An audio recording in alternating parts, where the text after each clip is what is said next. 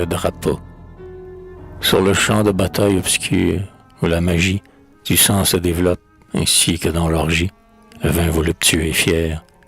Dans le fiévreux choc de gladiateurs qui se livrent entre eux, les peuples, sur l'arène immense en flots fécondes, où lutte tout l'orgueil et tout l'ennui du monde, ensanglantés parmi les monstrueux baisers que le cœur entrouvert donne aux glaives brisés.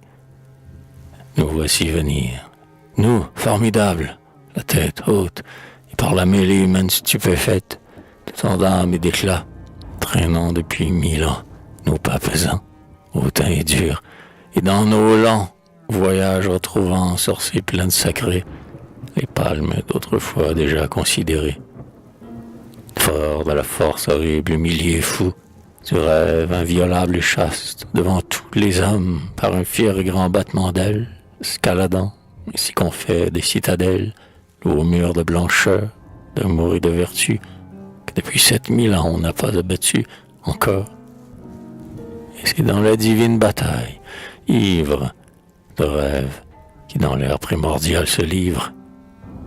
Nous voici tous, guerriers superbes, lutteurs noirs, sur les foules, sur les peuples morts, dans les soirs, nébuleux nous lever comme des rêveries, au milieu des vallons mystiques, des prairies, des lacs pâles teintés de violet pareil, à de lointains couchants d'automne, des soleils, magnifiques où lui l'idée inexprimable et douce, de l'azur clair et de l'adorable, ciel plein d'astres aux yeux fait paître le troupeau des anges.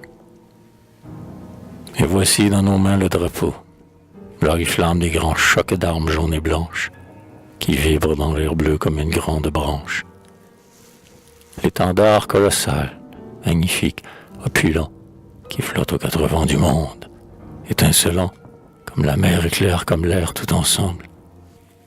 Au milieu des profonds combats, ce drapeau semble, pour qui le voit avec l'œil du cœur, flottant seul, sur les derniers débris des mondes, le linceul funéraire de ceux qui sont morts dans la lutte.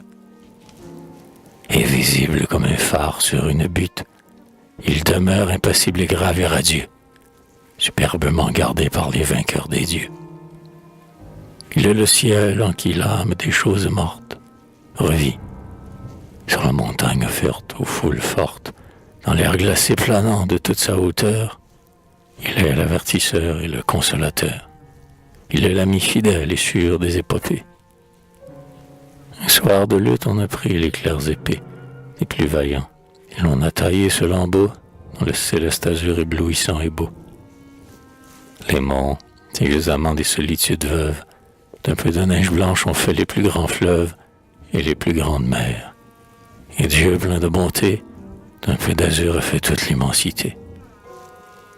Or, tant fait de neige et d'azur, et superbe, et dans le vent flottant comme une gerbe d'herbe, et même dans l'horreur des batailles ayant un air voluptueux, ce monstre est effrayant, la grâce étant la plus formidable des reines. Et pour nous, radieux amants des mers sereines et des immensités profondes, il est tout, quand nous le contemplons sur la cime, debout, développant sur nous sa peau tempétueuse, illuminée, flottant comme l'eau fluctueuse, et clair comme l'azur du ciel surnaturel, jaune comme la mer et blanc comme le ciel. Et quand nous y voyons apparaître, visible, pour nous seuls, radieux, orgueilleux, doux, paisible, magnifique, d'en bas, du fond houleux des bois profonds, de nos villes, de nos murs où nous étouffons, de nos fanges, de nos poussières, de nos grèves, les rêves, oh, les indéfinissables rêves.